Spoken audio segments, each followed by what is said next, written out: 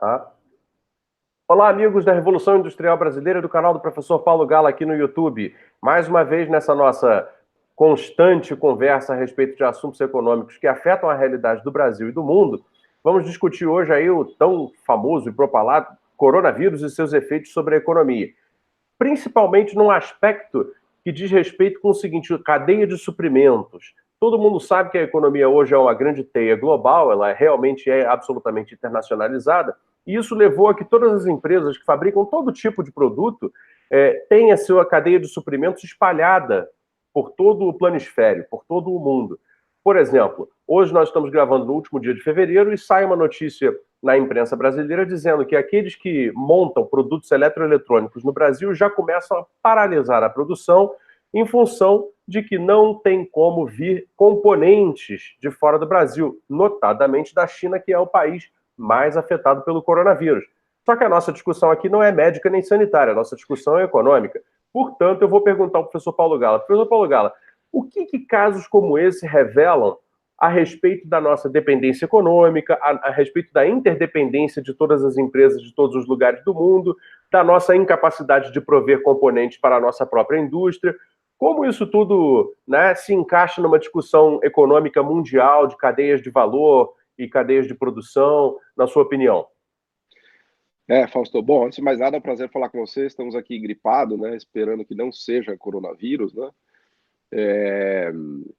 Mas o que está acontecendo por conta dessa interconexão hoje no mundo, né, e essa epidemia que veio lá da China, na verdade, nos ajuda a entender bastante como o mundo funciona hoje, né? Foi um pouco o que aconteceu aqui na greve dos caminhoneiros, talvez você se lembre, né? Na greve dos caminhoneiros a gente parou de uma hora para outra, o PIB afundou, porque aí todo mundo reparou e conseguiu ver como as coisas são completamente intercadeadas e interdependentes, né? Então, eu me lembro de um exemplo que eu estudava muito, que é o avião da Boeing, né? O avião da Boeing, ele tem peças de todos os continentes do mundo. Então, o trem de pouso vem na Malásia, as portas são feitas na França, a turbina é feita na Inglaterra, né? Então, hoje em dia, os bens, né, especialmente os bens manufaturados e industriais, que a gente acompanha muito, são produzidos em vários lugares do globo, né? Cada pedacinho vem de um lugar. Então, quando a gente tem uma epidemia como essa, rapidamente a gente percebe o quão dependente a gente está e o quão conectado a gente está em relação a essas cadeias produtivas. O que é bom, né, não é ruim, porque a globalização, né, entre aspas, produziu isso, porque cada país meio que vai se especializando em fazer determinados bens ou componentes e fornece para os outros, e nessa cadeia global de valor a gente acaba tendo produtos feitos com muita eficiência, né, de maneira muito que, vamos dizer assim, que se aproveita das habilidades de cada país ou de cada empresa no que a gente chama de ganhos de comércio, né? Essa é a parte bonita da história, é verdade. O problema é que cada país ou cada empresa acaba se especializando em nichos que têm maior valor agregado ou menor valor agregado, né? Bens, ou vamos dizer assim, componentes de bens que têm pouco conteúdo tecnológico, né? Simples. Daqui a pouco eu quero voltar a bola para você. Eu tenho certeza que você vai dar exemplos mais práticos, né? Eu estou falando aqui em termos teóricos, abstratos, né? Mas os países mais pobres, eles se integram nessas cadeias globais de valor de maneira mais limitada, né? Porque eles conseguem fazer o que é muito simples, o que não tem conteúdo tecnológico, né? E que, portanto, não tem capital humano e não paga bons salários, né? Então, essa inserção nas cadeias globais de valor, a maneira pela qual o país se insere, a empresa se insere, é muito importante, porque no Brasil se vende essa ideia de que basta que o país consiga se inserir nas cadeias globais de valor e todos os nossos problemas estarão resolvidos, né? Mas não é bem assim. A questão mas qual é o nicho, né? Qual é o ponto que você vai se integrar na cadeia global de valor? E a outra questão é a maquila, né? A maquila, eu quero antes devolver a bola para você, para a gente falar depois de maquila, mas só destacando que só a maquila é aquela situação em que você simplesmente importa o que tem de conteúdo tecnológico, né? Mas eu queria te ouvir um pouquinho sobre essa coisa das cadeias globais. Exato, quer dizer, eu, como você já testemunhou algumas vezes, né, acompanho exatamente um pouco esse movimento das empresas multinacionais, transnacionais aí pelo mundo, né, e percebo exatamente como que o determinado produto final adquire versões diferentes em cada mercado, ele é tropicalizado para o Brasil, ele é europeizado, emissionado, ou seja, existem vários condicionamentos técnicos, né, que são feitos de um mesmo produto para determinados mercados. Então, por exemplo, um mercado como o da Índia, que não tem regulações de emissões de gases para motores, né, aceita qualquer tipo de motor, então todas as fábricas vão ter motores adequados para a Índia. Isso necessariamente vai fazer com que lá na Índia existam empresas que façam a montagem disso, como você falou, a questão da maquila. Ocorre o seguinte, que quando você tem um impacto que é espalhado por todo o mundo, existe uma possibilidade muito grande de paralisia de produção, no mínimo de redução. Você tem uma empresa, por exemplo, eu recentemente soube de uma notícia de uma empresa da Inglaterra, fabricante de maquinários pesados, que recebe componentes fundamentais para o produto final provenientes da China.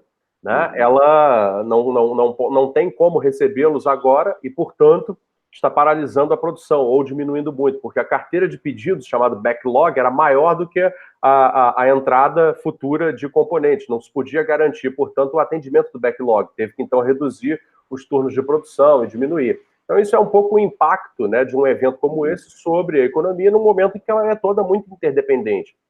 Agora, a questão dos níveis tecnológicos é muito interessante porque nesse jogo da interdependência aí, que entra um pouco esse diagnóstico, esse raio-x, né, da economia internacional, realmente existem aqueles que entram mais dignamente, com mais conteúdo tecnológico, e os que não, né? E não é exatamente o problema você produzir o produto final. Você até pode participar da cadeia, mas se você está nos momentos mais tecnológicos e mais evoluídos, de melhor engenharia da cadeia, esse necessariamente será um país que vai receber mais benefícios, né, do processo de globalização. E, infelizmente, não é o caso do Brasil. O Brasil, por exemplo, em todo o setor automotivo, ele é importador de transmissões.